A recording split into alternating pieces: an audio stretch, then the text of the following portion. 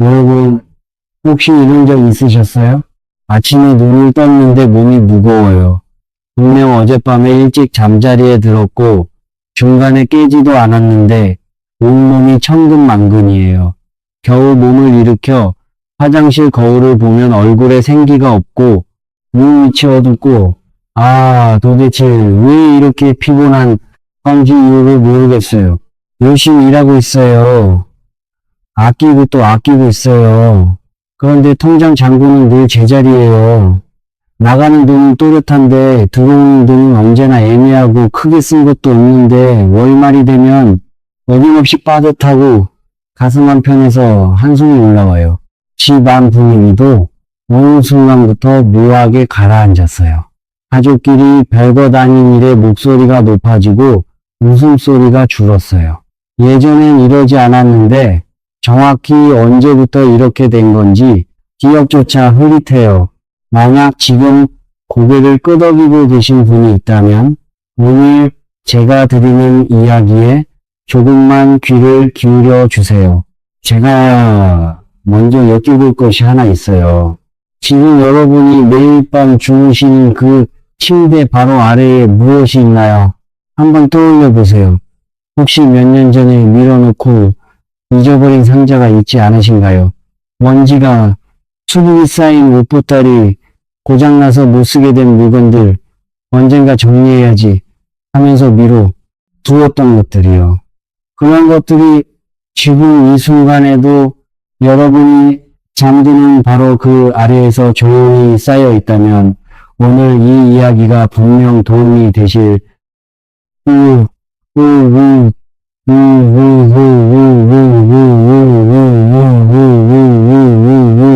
저는 풍수를 공부하고 사람들의 집을 봐온 지 참 오래됐어요.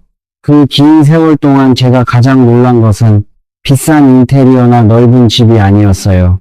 사람의 기운이 달라지는 지점은 늘 아주 작은 곳에 있었어요.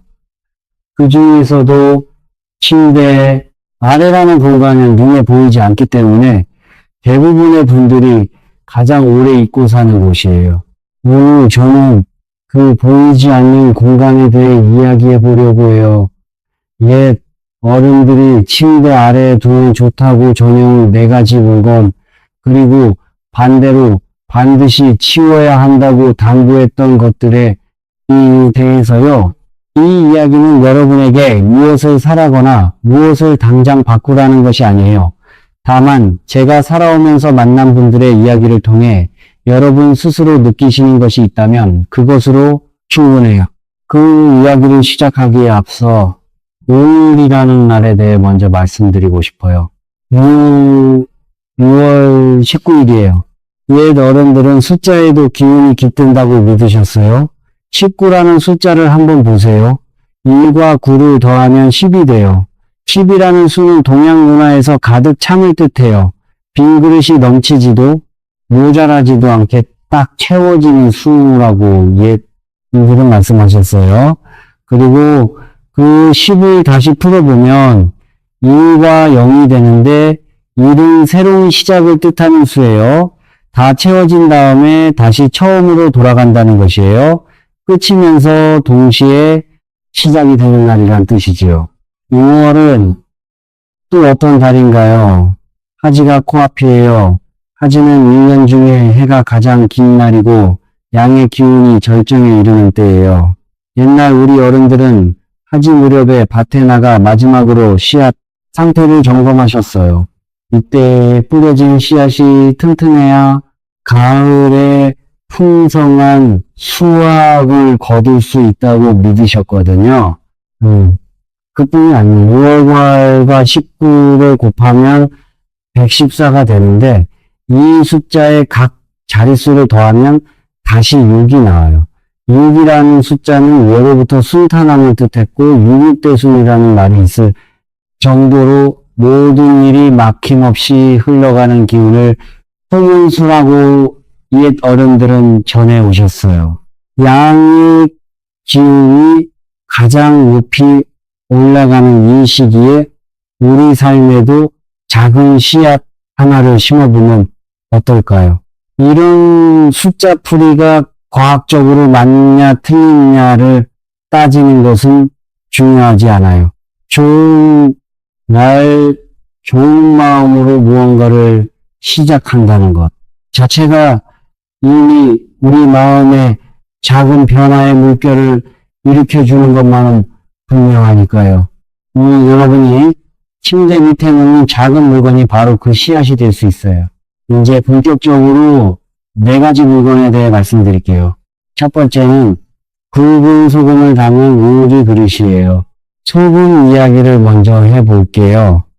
우리나라에서 소금은 아주 오래전부터 나쁜 기운을 걸러내는 것으로 여겨져 왔어요. 이사를 하면 가장 먼저 소금을 뿌렸고 장례를 치르고 돌아오면 소금물로 몸을 씻었어요. 어떤 어른들은 아이가 자주 아프면 방 내 귀퉁이에 소금 접시를 놓으셨어요. 이 모든 풍습이 소금에는 탁한 기운을 빨아들이는 힘이 있다는 오래된 믿음에서 비롯된 거예요. 제가 몇 해 전에 만났던 한 분의 이야기를 들려드릴게요. 50살 쯤 되신 여성분이었는데 남편이 2년 가까이 일자리를 구하지 못하고 계셨어요. 집 안 분위기는 날이 갈수록 무거워졌고 부부 사이의 대화는 줄었고 작은 일에도 서로 예민해지셨대요. 어느 날 시골에서 고모님이 올라오셨는데 그 고모님이 별 말씀 없이 조용히 부엌에서 굵은 소금을 한 줌 가져오시더니 작은 은기 그릇에 담아서 침대 윗 발치 쪽에 살짝 밀어 넣으셨대요. 그리고 이렇게만 말씀하셨어요. 석 달만 두어보거라. 석 달 뒤에 새 것으로 바꿔주고 그분은 처음에 크게 신경을 안 쓰셨대요. 그냥 어른 말씀이니까 내버려 두자 하셨던 거죠. 그런데 2달이 지나고 어느 날 남편분이 갑자기 전화 한 통을 받으셨어요. 2년 만에 처음 온 면접 제안이었대요. 그리고 그 면접에서 합격을 하셨어요. 그분이 나중에 저한테 이런 말씀을 하시더라고요.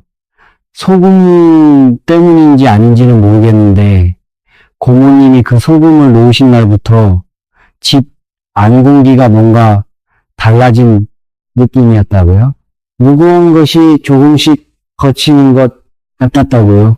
물론 소금 한 그릇이 일자리를 만들어주는 것은 아니에요.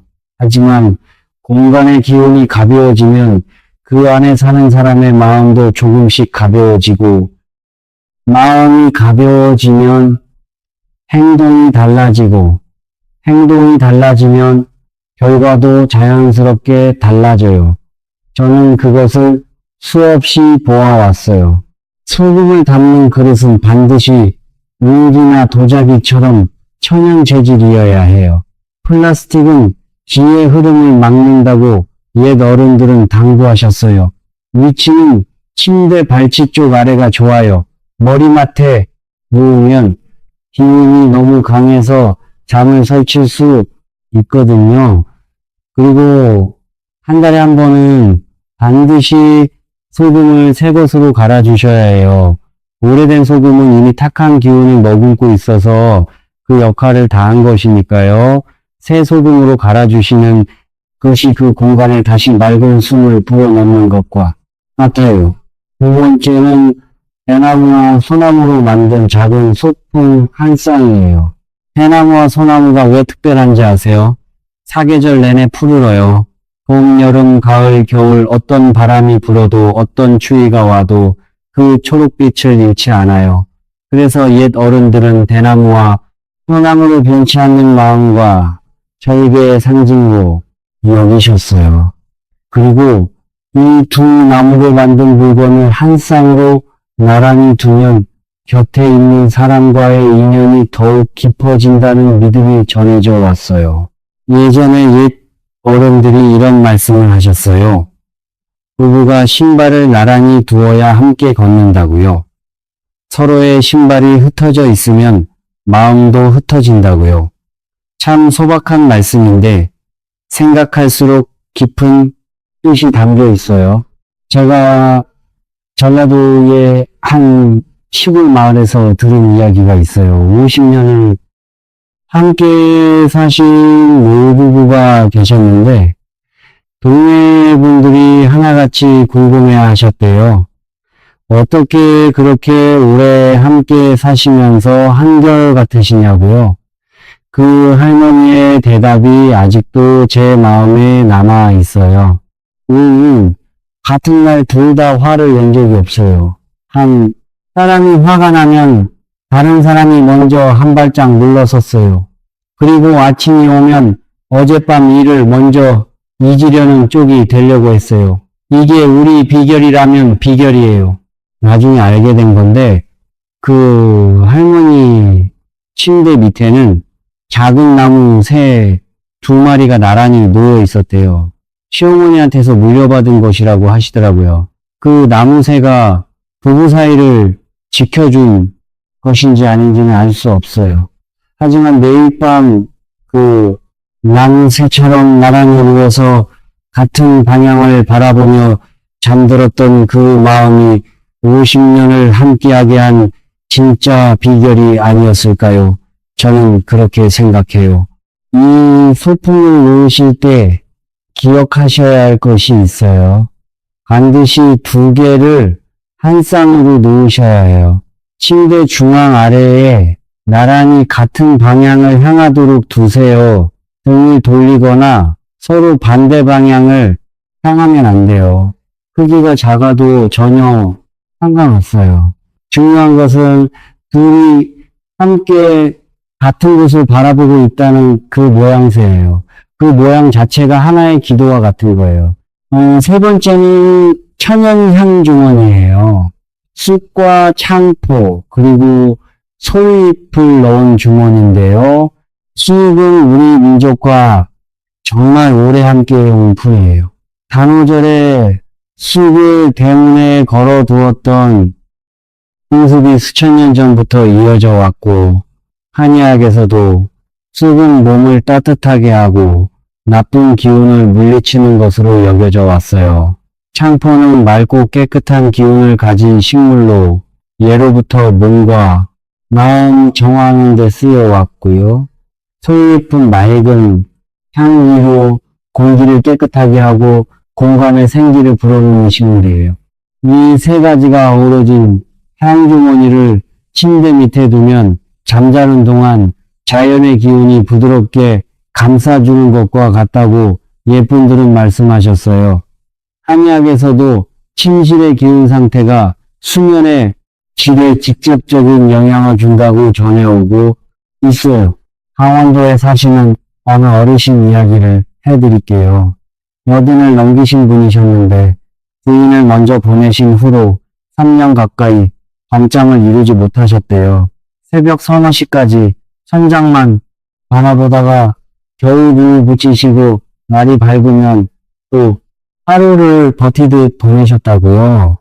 병원 약도 드셔보셨고 이런저런 방법도 써보셨지만 깊은 잠은 좀처럼 찾아오지 않으셨대요. 딸이 안타까워하다가 시골 이웃 할머니가 직접 만들어준 향주머니를 가져다 드렸어요. 쑥과 솔잎을 넣은 자그마한 주머니였대요. 머리맡 아래에 살짝 넣어드렸는데 처음 일주일은 별 변화가 없으셨대요. 그런데 둘째 주 어느 날 밤 그 어르신이 3년 만에 처음으로 아침까지 한 번도 안 깨고 주무셨대요. 다음날 아침 딸에게 이렇게 말씀하셨대요. 어젯밤에 꿈에서 엄마 품에 안겨 있는 것 같았어. 그 냄새가 나더라고. 그래서 편하게 잠들었나 봐. 저는 그 이야기를 듣고 마음이 많이 뭉클했어요. 향이 기억을 불러오고 기억이 마음을 편안하게 하고 마음이 편안해지니 비로소 몸이 쉴 수 있었던 거예요.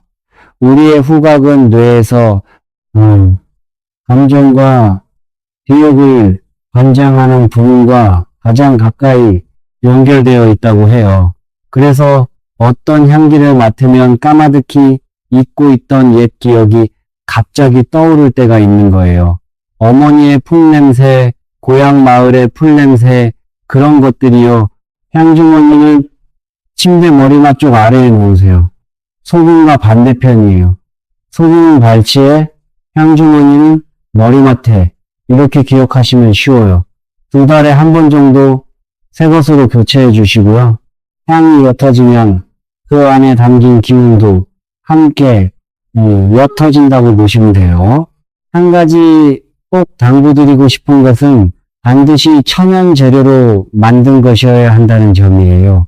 화학 향료가 들어간 것은 오히려 수면을 방해할 수 있어요. 재래시장이나 한약방에서 구하시면 좋고 직접 만드셔도 좋아요. 쑥과 솔잎을 위해서 깨끗한 천주머니에 담기만 하면 되니까요. 어렵지 않아요. 네 번째는 청동 소품이에요. 작은 청동 방울이나 청동으로 만든 조그만한 장식이면 돼요. 청동은 우리 전통에서 아주 특별한 금속이에요. 절에 가면 울려 퍼지는 그 깊은 범종 소리가 있잖아요. 그 범종이 청동이에요. 제사 때 쓰는 그릇도 청동이고 나라의 귀한 의식에 쓰이는 도구도 대부분 청동이었어요. 옛 어른들은 청동에는 막힌 것을 열어주는 힘이 있다고 믿으셨어요. 제가 늘 드리는 비유가 하나 있어요. 아무리 맑은 물이 풍부해도 수도관이 녹슬어서 막혀 있으면 한 방울도 나오지 않아요. 바람이 아무리 시원해도 창문이 굳게 닫혀 있으면 방 안으로 들어오지 못해요. 청동 소품은 그 막힌 안을 뚫어주고 닫힌 창문을 열어주는 역할을 한다고 옛 풍수에서는 전하고 있어요. 무언가를 새로 가져오는 것이 아니라 이미 있는데 막혀서 흐르지 못했던 것에 길을 터주는 것이지요. 서울에 사는 30대 부부 이야기를 하나 들려드릴게요. 두 분 다 직장을 다니고 계셨는데 5년 넘게 돈을 모아도 는다는 느낌이 없으셨대요. 벌이가 적은 것도 아니고 낭비가 심한 것도 아닌데 늘 제자리 걸음이었대요. 이상하리만큼 돈이 빠져나갈 구멍이 생기고 뜻하지 않은 지출이 계속 이어졌다고요. 아는 분의 권유로 작은 청동 방울 하나를 침대 밑에 놓으셨어요. 그리고 한 달에 한 번 꺼내서 부드러운 천으로 정성껏 닦으셨대요. 닦으면서 마음속으로 조용히 이렇게 되뇌셨대요. 묵은 것은 보내고 새로운 것을 맞이하겠습니다. 반년쯤 지나고 나서 남편분이 생각지 못한 승진을 하셨고 부인분도 새로운 프로젝트를 맡게 되셨대요. 그분이 저한테 이런 말씀을 하시더라고요. 딱히 달라진 건 없는데 뭔가 흐름이 바뀐 느낌이었다고요. 제가 그 이야기를 듣고 깊이 생각해 본 적이 있어요. 정말로 청동 방울 하나가 승진을 만들어줬을까요? 저는 그것보다 이렇게 보고 싶어요. 한 달에 한 번 방울을 꺼내 정성껏 닦으면서 묵은 것은 보낸다, 새 것을 맞이한다. 이 다짐을 반복하는 그 행위 자체가 두 분의 마음을 조금씩 바꾸어 놓은 것이라고요. 마음이 바뀌니 눈에 보이는 것들이 달라지고 같은 상황에서도 기회를 알아보는 눈이 생긴 것이지요. 청동 소품은 침대 아래 한쪽 옆에 놓으시면 돼요. 따로 흔들거나 소리를 낼 필요 없이 그냥 두시기만 하면 돼요. 한 달에 한 번 꺼내서 부드러운 천으로 닦아주시는 것. 이것이 단순한 청소가 아니라 하나의 작은 의식이에요. 묵음. 기운을 보내고 새로운 기운이 들어올 자리를 마련해주는 의식이요. 여러분, 여기서 잠시 멈추고 한 가지 여쭤볼게요. 지금 이 순간 여러분의 침대 밑에는 무엇이 있으신가요? 혹시 떠오르지 않으신다면 그것 자체가 하나의 신호예요. 그 공간이 오랫동안 잊혀져 있었다는 신호이기도 하고 오늘이 바로 그 공간을 돌아볼 때라는 신호이기도 해요.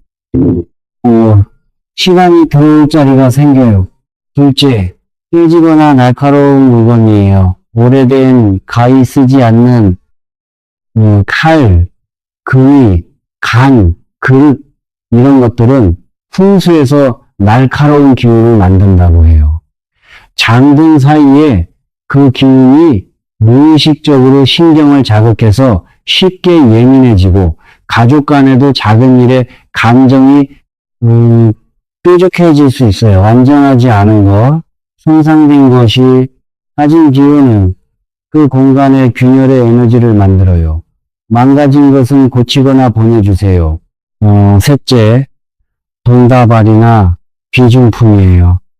오해라고 생각하실 수 있어요.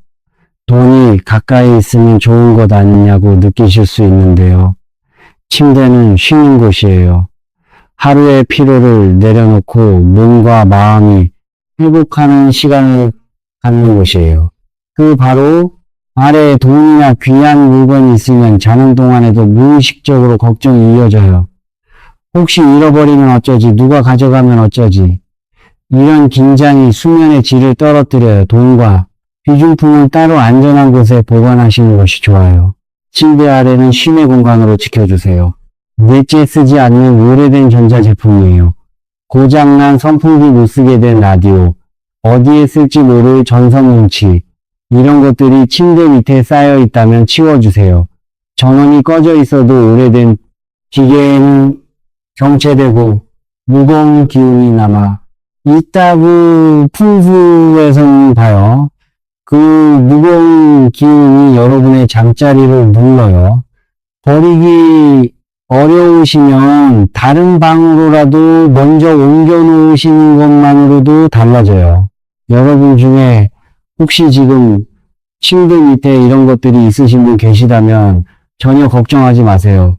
몰랐으니까 그랬던 것이고 오늘 알게 되셨으니 오늘부터 바꾸시면 돼요.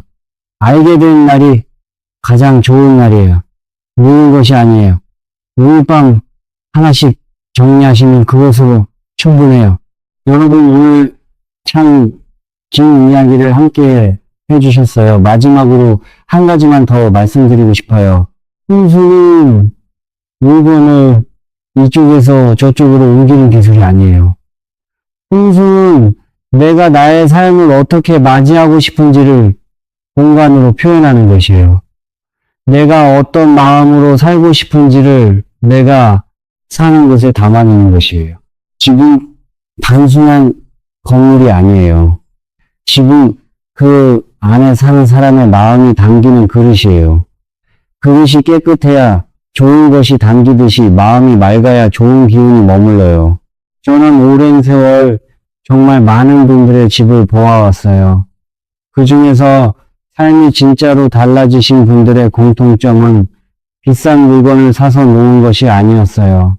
자기 공간을 소중하게 여기기 시작한 것이었어요.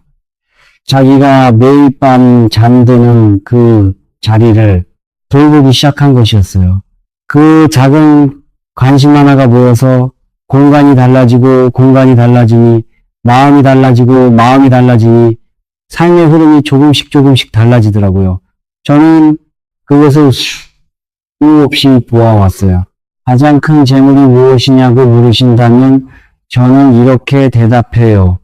오늘 아침 건강한 몸으로 눈을 뜰 수 있었다는 것, 내 곁에 소중한 사람이 있다는 것, 따뜻한 밥 한 끼를 함께 먹을 수 있다는 것, 이것이 가장 큰 재물이에요.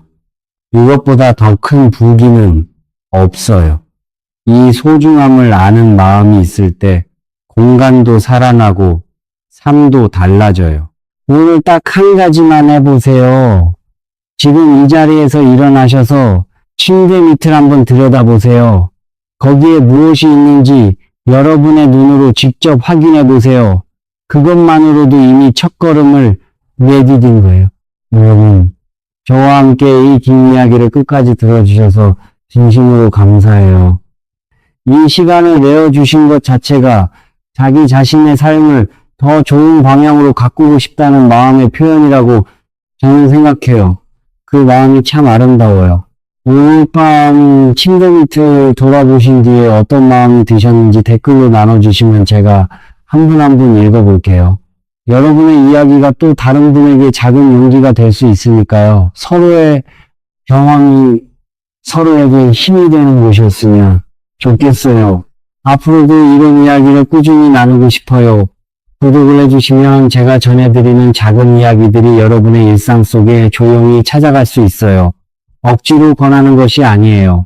여러분의 하루 끝에 따뜻한 이야기 하나가 기다리고 있다면 그것만으로도 마음이 한결 편안해지실 수 있을 거예요. 함께 걸어가는 길벗이 되어드리고 싶어요. 오늘도 여러분의 집에 따뜻한 기운이 가득하길 바라요. 한 분 한 분의 침실에 평안함과 감사가 넘치고 매일 아침 가볍고 기분 좋게 눈을 뜨실 수 있기를 마음 깊이 응원해요. 고맙습니다, 여러분.